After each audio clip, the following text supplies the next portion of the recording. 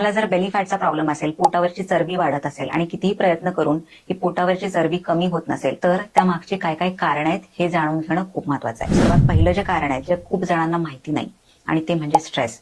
बघा, जेव्हा पण आपण स्ट्रेसमध्ये असतो किंवा आपलं जेव्हा मानसिक संतुलन जे आहे ते बिघडलेलं असतं, झोप व्यवस्थित होत नाही, तेव्हा कॉर्टिसॉल नावाचा जो हॉर्मोन आहे तो शरीरामध्ये वाढतो. कॉर्टिसॉलला स्ट्रेस हॉर्मोन असंही म्हणतात.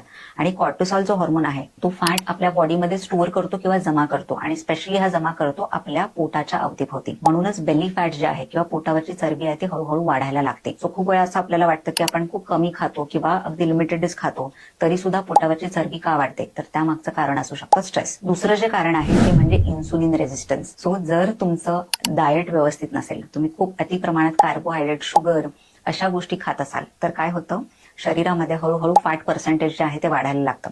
आणि आपल्या शरीरामध्ये फॅट सर्वात प्रथम जे जमा होतं ते आपल्या अब्डॉमिनल कॅव्हिटीमध्ये, म्हणजे पोटाच्या आजूबाजूला. म्हणूनच जे खराब डाएट आहे, लो प्रोटीन डाएट आहे, अशा केसेसमध्ये जे पोटावरची चरबी आहे ती वाढायला लागते. तुम्ही बऱ्याच वेळा बघत असाल की खूप जण बारीक असतात, पण तरी सुद्धा पोटावरची चरबी जी आहे ती वाढत असते. तर त्यामागे खराब डाएट हे कारण असतं. तिसरं जे कारण आहे ते म्हणजे हॉर्मोनल इम्बॅलन्स. स्पेशली पीसीओडी किंवा हायपोथायरॉइडिझम ह्या आजारामध्ये सुद्धा बेली फॅट वाढायला लागतं. सो पीसीओडी हा आजार सुद्धा होतो इन्सुलिन रेझिस्टन्समुळे. भूक लागण्याचे किंवा भूक कंट्रोल करण्याचे जे काही हॉर्मोन्स असतात, जसं की ग्रेलिन आणि लेप्टिन, हे इम्बॅलन्स होतात आणि यामुळे काय होतं, भुकेवर कंट्रोल राहत नाही, हळूहळू भूक वाढायला लागते. आणि ओव्हरऑल कॅलरीज जास्त घेतल्यामुळे सुद्धा हळूहळू बॉडी फॅट पर्सेंटेज जे आहे ते वाढायला लागतं आणि बेली फॅटचा प्रॉब्लेम चालू होतो. त्यानंतर पुढचं जे कारण आहे ते म्हणजे ब्लोटिंग. खूप वेळा असं होतं, तुम्ही चुकीचं खात असाल किंवा काही असे पदार्थ जे तुमची बॉडी व्यवस्थित पचवू शकत नाही, असे पदार्थ जर घेतले तर तुम्हाला गॅसेसचा प्रॉब्लेम होऊ शकतो आणि ब्लोटिंगचा त्रास होऊ शकतो. सो जेव्हा पण गॅसेस बनतात किंवा ब्लोटिंग होते, तेव्हा सुद्धा पोट सुटलेलं वाटतं किंवा पोट अगदी पुढे आलेलं वाटतं. तर ही सगळी कारण आहेत ज्याच्यामध्ये बेली फॅटचा त्रास होतो किंवा पोट जे आहे ते पुढे आलेलं दिसतं. सो बेली फॅट कमी करण्यासाठी एक्झॅक्टली काय केलं पाहिजे या संदर्भातील माहिती मी कॅप्शन मध्ये लिहिली आहे.